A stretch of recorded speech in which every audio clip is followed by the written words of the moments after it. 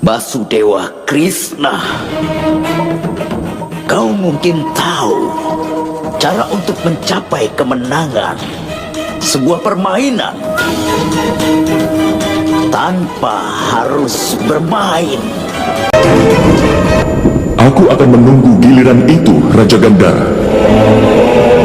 Dalam permainan keadilan dan ketidakadilan, aku belum pernah melihat seorang pemain yang begitu berpengalaman. Itu sifat dari manusia hebat. Karena dia tidak akan berhenti mencoba sampai akhir, dan kau memang adalah seorang manusia yang hebat. Seandainya kau memanfaatkan akalmu itu untuk keadilan, kau akan menjadi seorang pemimpin yang hebat.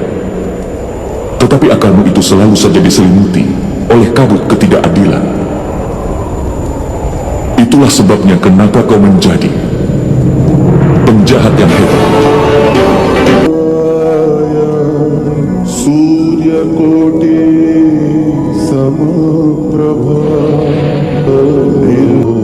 Sarvakaryeshu Sarvada. Salam kakak. Aku memang sedang menunggumu. Aku menunggumu untuk menyelesaikan perjalanan spiritualmu. Tidak, Krishna. Kau takut kalau aku akan datang untuk menghentikan sikap memihakmu.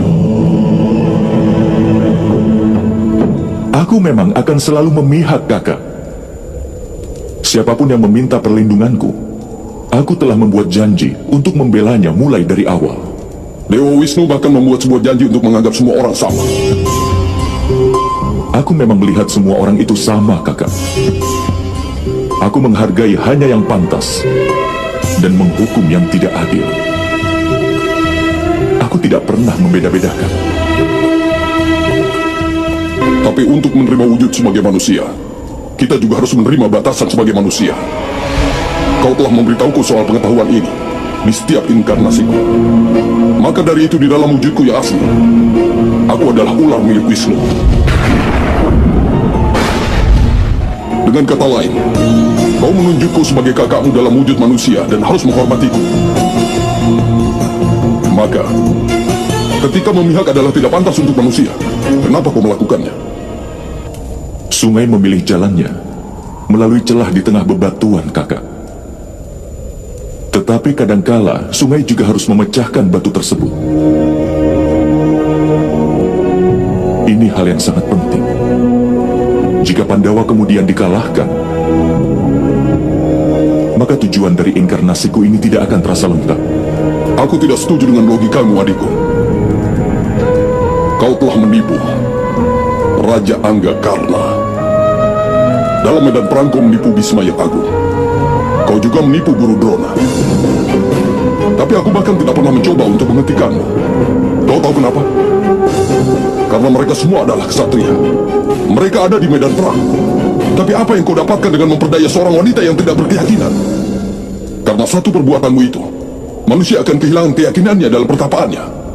Mereka akan kehilangan keyakinan pada dewa. Adikku, kata-kata kutukan akan menghukummu.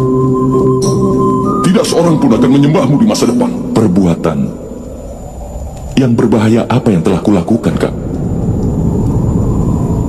Seorang ibu ingin memberi hasil meditasi ke anaknya, dan dia ingin memberikan kepada anaknya yang tersisa. Tindakan itu bukanlah hal yang salah. Seorang ksatria mendapatkan baju pelindung, itu adalah hal yang wajar. Tidak ada yang tidak etis dalam hal ini. Tapi kau telah menanamkan keraguan di pikiran Duryodhana. Kau menyebabkan satu dari organ tubuhnya lemah di medan perang. Dan kau akan memberikan petunjuk bagian lemahnya itu pada Bima agar dia bisa menghabisi Duryodhana. Adikku tersayang, pertanyaanku padamu saat ini, jika kau bisa merubah situasi ini dengan mudahnya, kenapa kau membiarkan kekejaman terjadi? Kau dapat melepaskan semua wadah dan menghabisi semua orang. Paling tidak masyarakat tidak perlu menyaksikan semua ini. Jawablah pertanyaanku, kenapa kau biarkan perang terjadi? Jika aku penyebab dari pengetahuan, kakak, berarti kau adalah panutan dari pengetahuan itu. Sira berarti susu. Kebenaran itu murni, tidak bisa dipalsukan. Dan kau berada di samudra susu. Kau Kau bagai sebuah tempat tidur yang menanggung bebanku.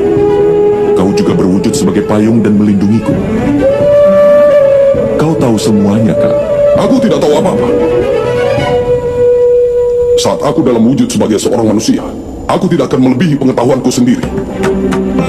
Tapi kau belum menjawab pertanyaanku tadi. Kenapa kau biarkan ini terjadi?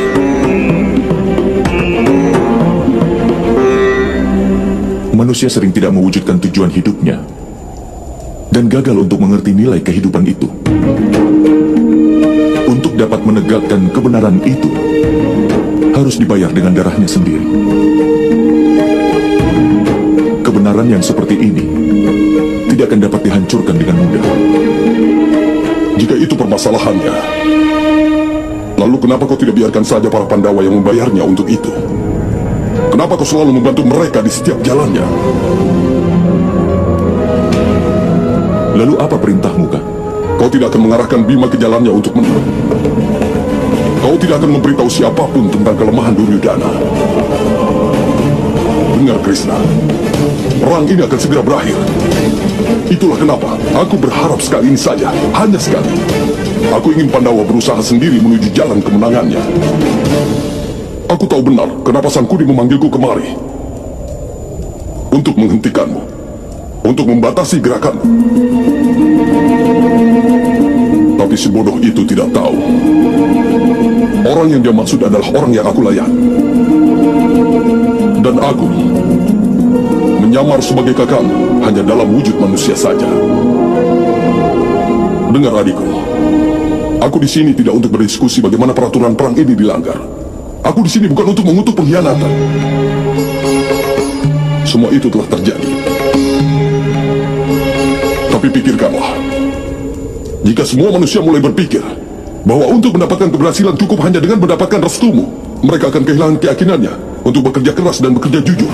Semua orang akan berhenti bekerja. Karena itulah Dewa Krishna. Aku sebagai kakakmu dalam wujud manusia ini, aku memohon padamu. Demi kesejahteraan manusia, kau harus menghidupkan kembali semangat di antara manusia.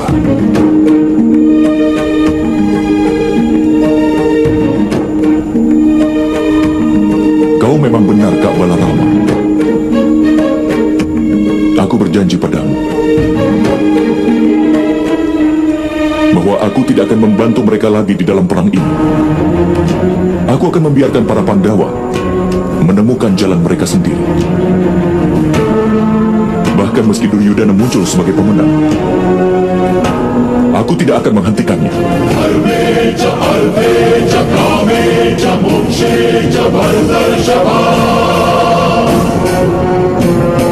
Jadi Hastinatan Yatra, jadi Hastinatan Wajib.